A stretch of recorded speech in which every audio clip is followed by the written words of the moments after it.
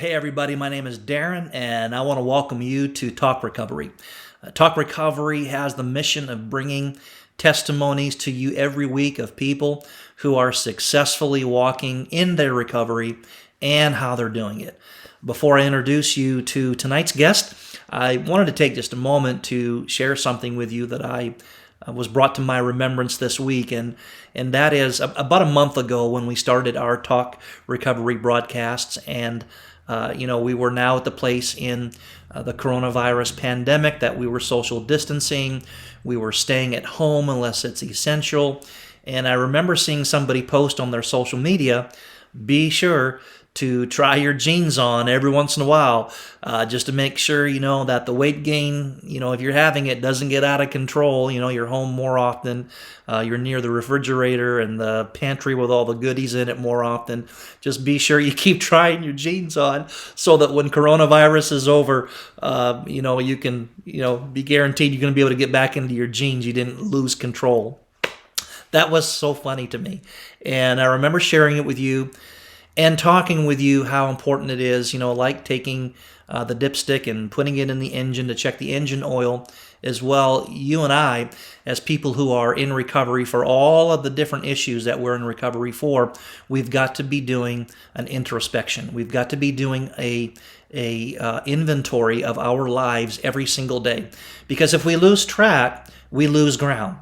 And we all have future hopes and dreams. And to get to our future hopes and dreams, we have to stay the pace. We have to stay on mark. We have to move forward in the direction of the things that we hope and we dream for, not allowing things to enter into our life. So listen, I just want to encourage you today to avoid relapse, to avoid future emotional issues that just wreck us. Can I encourage you today? Do the inventory that's needed. Make the changes that are needed. Do whatever it takes. Your recovery is the most important thing in your life right now, today. It's the most important thing.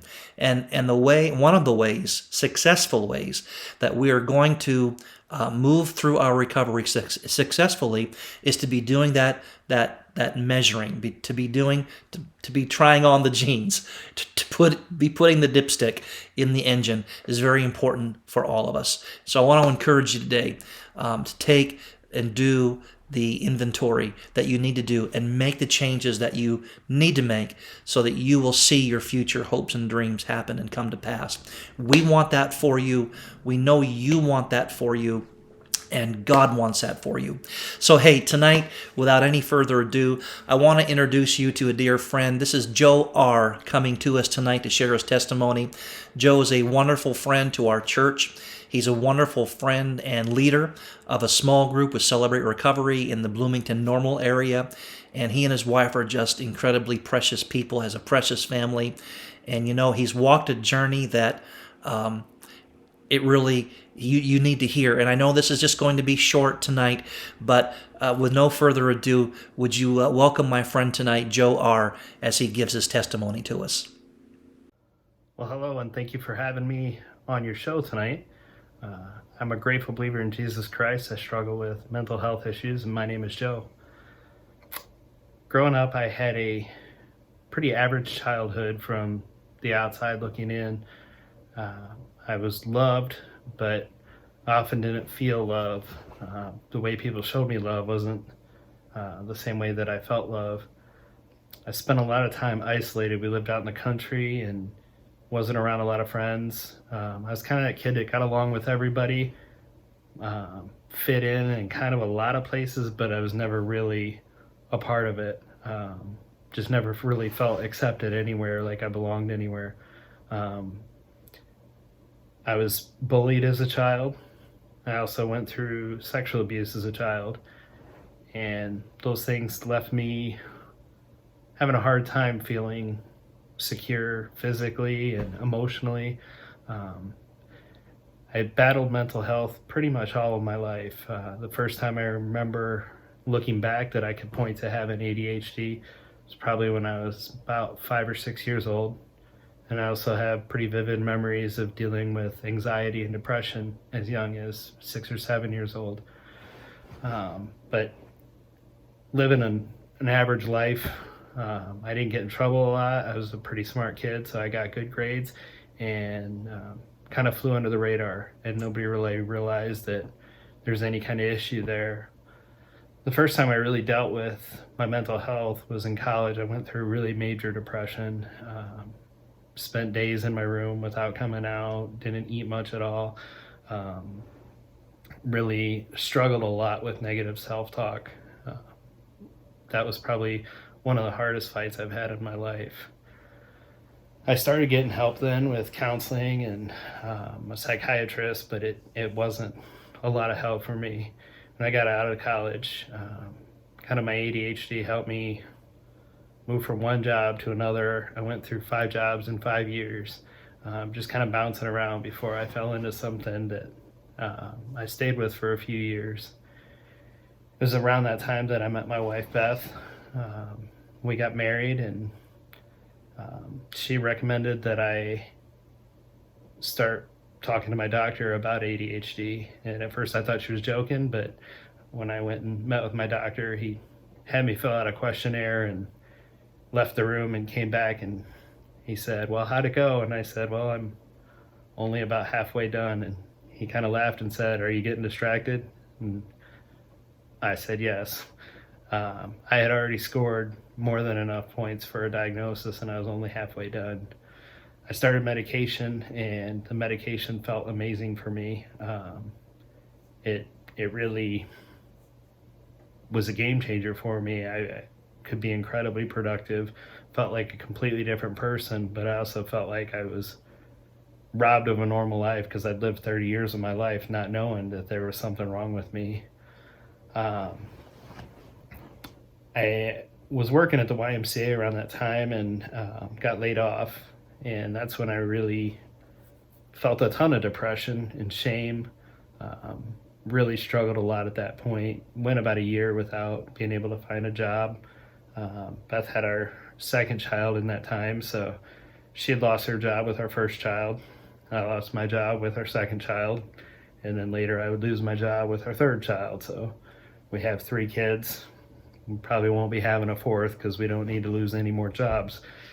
But so I kind of went back into that line of work eventually, where I was working as a director of a park district.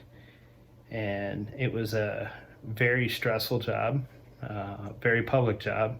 And it was in a small town where there was a lot of pressure to perform. And we did a lot of really amazing things there. I had a great staff that was very proud of the things we accomplished, but it also, having that insecurity from losing jobs before and not knowing how to process things well, I internalized a lot of things, and I put a lot of unreasonable expectations on myself, and I worked ridiculous hours, and it never seemed like enough, no matter how much I did.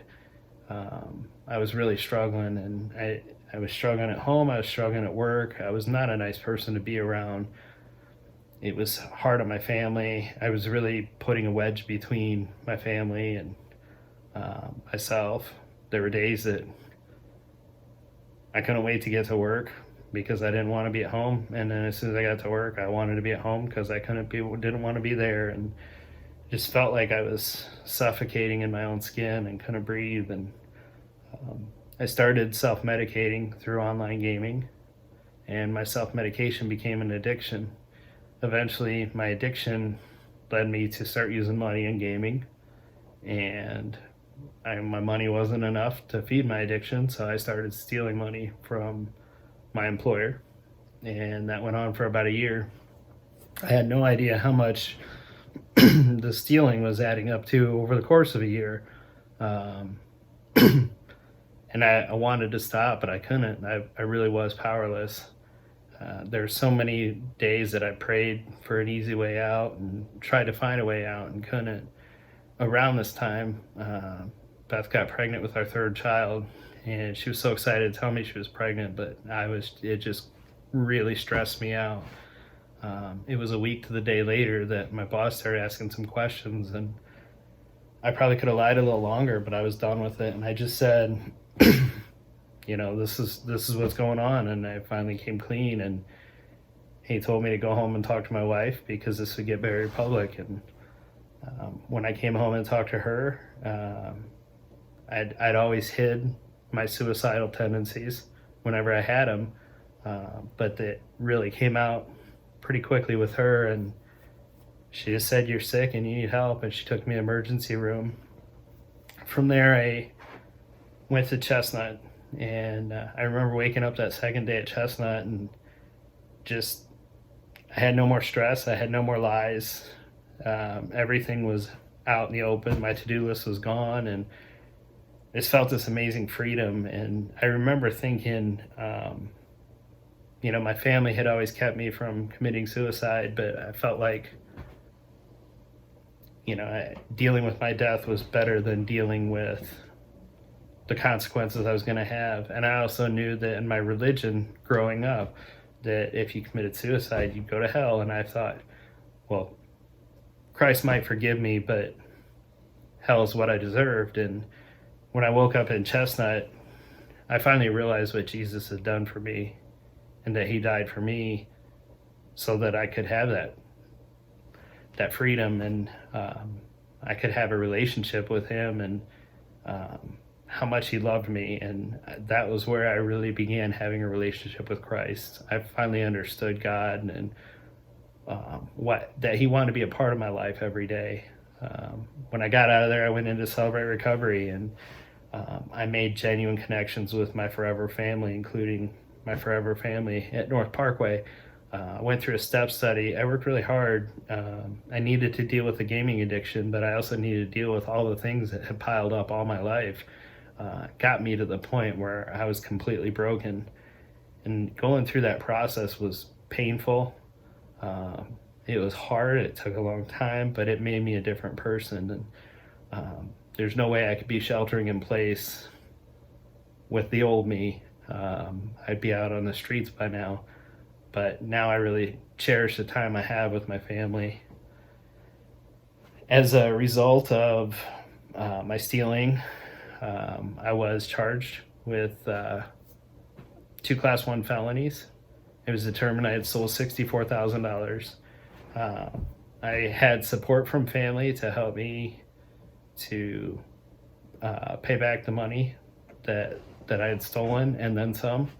And by doing that, they would reduce the charges down to 1 Class 2 felony, but they would not let me have a full plea agreement unless I would go to prison for 4 years. And I didn't feel like that's what God had in mind for me, so prayed a lot on it, and we set a sentencing hearing, and I went before a judge and said, if prison's what I have to do, that's what I'll do. But I was very honest about my recovery and the life I had lived. And when I was in my addiction, I really only had one friend, and that was more out of codependence. And when I went to the sentencing, they had to move it to a different courtroom because all the people that came to support me wouldn't fit in the courtroom. It was amazing, the relationships we had made. And through that, the judge showed me a great deal of mercy, and I went to jail for 90 days. It was during the time in jail that I had to go without my mental health medications for the whole time I was there. Went into a lot of withdrawal, really struggled through that time. But again, my CR family and our church family and Curcio family, everybody that had become a part of our life through recovery was just an amazing support for our whole family.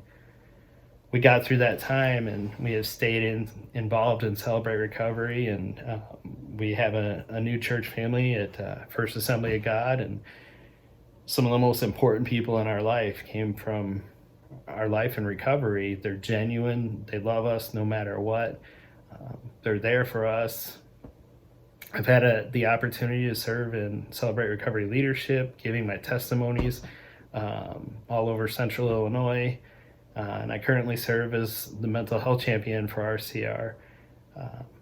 And those opportunities have really blessed our family. Our entire family is able to go to Celebrate Recovery together. and our family life is completely different. And I definitely have learned through this process what love means, and having the love of Christ and having the love of my family. My wife and my kids have shown me unconditional love that I never imagined and never had felt before. So thank you for letting me share my story. I hope that it gives you some hope and things that you might be going through. And look forward to seeing you guys again when we don't have to shelter in place. We'll be over there soon, God willing. Joe, thanks for sharing that this evening. I've had the privilege of hearing your testimony, and when you were here at our church and gave it to our church, and then you and I had a sit down. Man, I tell you, your story and your heart and what you're doing, man, it's making a difference in other people's lives. So, we really need to hear from you tonight. It's important for me and others who are listening right now. It's important for us to hear, how are you doing this? Tell us tonight, what are some things, 2 or 3 things that you're doing or you feel have been vital, they've been essential for your successful journey in recovery. Thanks, Joe.